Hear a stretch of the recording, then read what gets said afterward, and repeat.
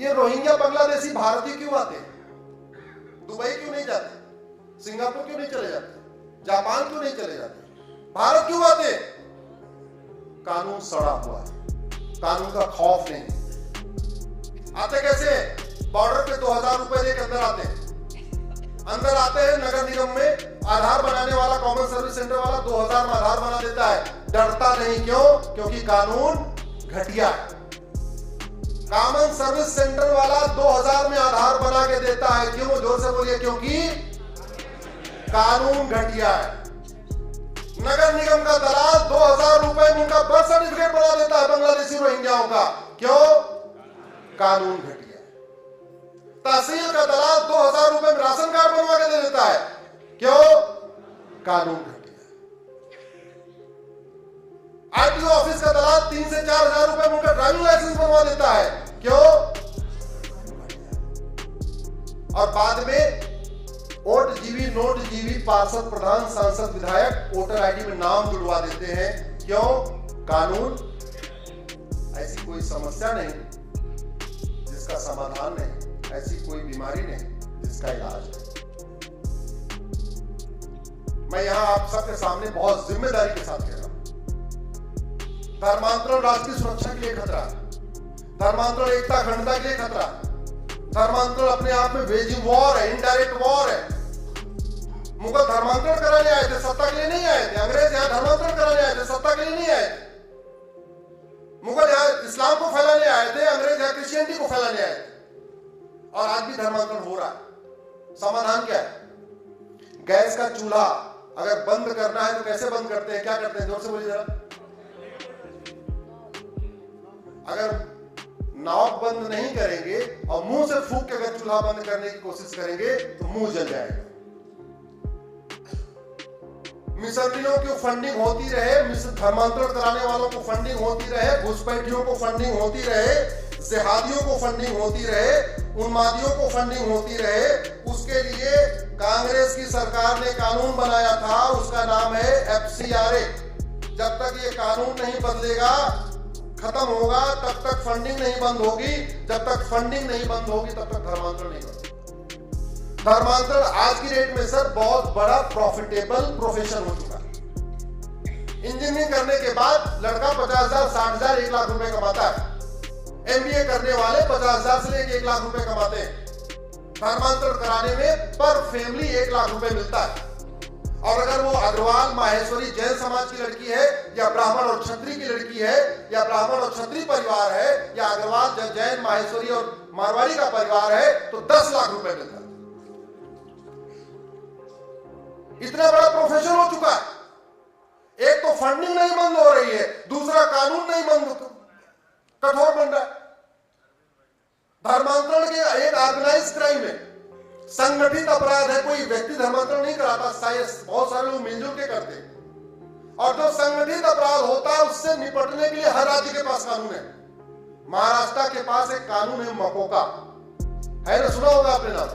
वो संगठित अपराध से निपटने के लिए ही है। गुजरात के पास घुसखोका है, यूपी के पास गैंगस्टर एक्ट है, MP के पास गुंडा एक्ट है। ऐसे संगठित अपराधों से निपटने के लिए हर राज्य के पास कानून है। मुझे नहीं पता कि आपके महाराष्ट्र में धर्मांतरण कराने वाले कितने मिशनरियों और जिहादियों पे मकोका लगा।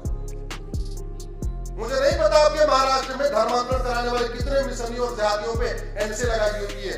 मैं आज आप लोगों के बीच में पूरी जिम्मेदारी के साथ कह रहा हूं, आप धर्मांतरण 2-4 धर्मांतरण कराने वालों को पकड़िए, उनका लाई डिटेक्टर टेस्ट करिए, उनका ब्रेन मैपिंग करिए, वो पूरे गैंग का खुलासा हो जाएगा। और पूरे गैंग को पकड़ के उनके ऊपर NSA लगाइए, UAPA लगाइए, वेजिंग वॉर लगाइए, देशद्रोह लगाइए, गैंगस्टर एक्ट लगाइए, मकोका लगाइए। उनकी प्रॉपर्टी जब्त करिए, उनकी नागरिकता खत्म करिए, साल भर के अंदर उनका आजीवन कारावास दिलवाइए। मैं गारंटी के साथ कहता हूं 100% धर्मांतरण रुक जाए। फंडिंग बंद और कठोर कानून, यही समाधान। घुसपैठिए अपने आप भाग जाएंगे। मैं आज आपके बीच में कह रहा हूं, NRC की जरूरत ही नहीं है। बिना NRC किए हुए 80% घुसपैठिए भाग जाएंगे। और बिना अगर हमने कठोर कानून नहीं बनाया तो असम की तरीके एनआरसी फेल हो जाएगी। असम में एनआरसी हो चुकी है और जानते हैं किसकी पीआईएल पे हुई थी? सर्बानंद सोनोवाल जी की पीआईएल पे हुई थी। सर्बानंद सोनोवाल जो आज की डेट में मंत्री है, पहले एक्टिविस्ट थे, इन्होंने पीआईएल फाइल किया कि असम में घुसपैठिए बहुत आ गए हैं। सुप्रीम कोर्ट में मैटर गया, सुप्रीम कोर्ट ने ऑर्डर कर दिया, भाई ठीक है असम में एनआरसी करो। लकीली संयोग देखिए, जब तक एनआरसी का ऑर्डर आया तब तक सर्बानंद सोनोवाल जी खुद ही मुख्यमंत्री हो गए। अब आप बताइए, जिसकी पीआईएल पे एनआरसी का ऑर्डर हुआ और वही व्यक्ति मुख्यमंत्री हो गया, तो एनआरसी करने में कोई कसर छोड़ेगा क्या? जोर से बोलिए जरा।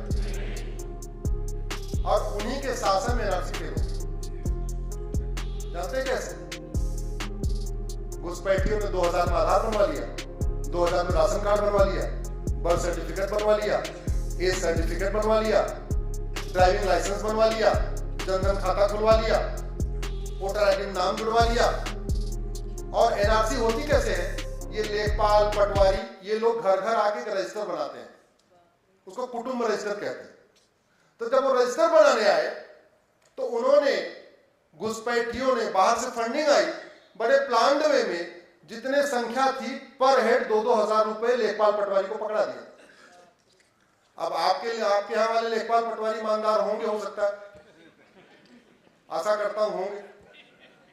असम वाले ईमानदार नहीं थे, उन्होंने 2-2 हजार पर हेड लिया और सारे घुसपैठियों का रजिस्टर में नाम जोड़ दिया। लेकिन लेखपाल पटवारी बहुत चालाक, उन्होंने सोचा अगर असम वालों का भी नाम रहेगा, घुसपैठियों का भी नाम रहेगा, तो जब रजिस्टर बनेगा तो असम की जनसंख्या बढ़ जाएगी। तो दिन भर में जितने घुसपैठियों का नाम जोड़ते थे उतने असम के लोगों का नाम निकाल देते थे।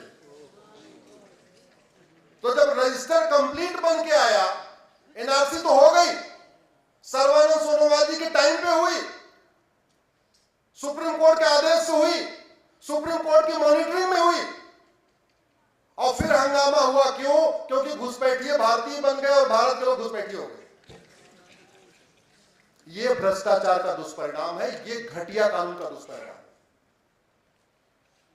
तो जब तक घूसखोरी नहीं बंद होगी, जब तक भ्रष्टाचार नहीं बंद होगा, तब तक लव जिहाद, लैंड जिहाद, धर्मांतरण, घुसपैठ, इसको रोक पाना बड़ा मुश्किल है। जितनी फंडिंग आती है ये सब कालाधन हवाला से आती है। जितनी फंडिंग आती है ये सब, बहुत बड़ा पैसा आता है ड्रग के जरिए। और भारत में ड्रग क्यों चल रहा है? क्योंकि मैंने पहले ही आपको कहा था, कानून हमारा घटिया है। आप लोग गूगल करिएगा 900 ग्राम गांजा फांसी सिंगापुर, या 900 ग्राम गांजा सिंगापुर फांसी, ऐसे 3 शब्द डालिएगा गूगल पे बाद में। सिंगापुर में एक व्यक्ति 900 ग्राम गांजा लेके कॉलेज के पास खड़ा हुआ था, कॉलेज में देने के लिए, सीधे उठाया और फांसी दे दिया। दोबारा कोई सिंगापुर में गांजा बेचने जाएगा क्या? जोर से बोलिए जरा। आप में से कुछ लोग सिंगापुर गए होंगे, अगर तुमको पता होगा, जब सिंगापुर में आप वहां अराइव करते हैं एयरपोर्ट पे, तो आपके वीजा के पीछे एक स्टैंप लगाया जाता है रेड कलर का, और उसमें लिखा जाता है कि drug smuggling is the most serious crime. जो लोग सिंगापुर गए हैं उनको पता होगा। आप तो ये लिखते हैं, पहले तो लिखते थे कि अगर ड्रग मिला तो शूट एट साइट हो जाएगा, अब बंद कर दिया। नहीं तो पहले तो वीजा के पीछे मुहर लगा देते थे कि अगर नशा मिला तो देखते ही गोली मार दी जाएगी, कोई मुकदमा नहीं चलेगा। इसलिए सिंगापुर ड्रग से बचा हुआ है। और हमारा भारत,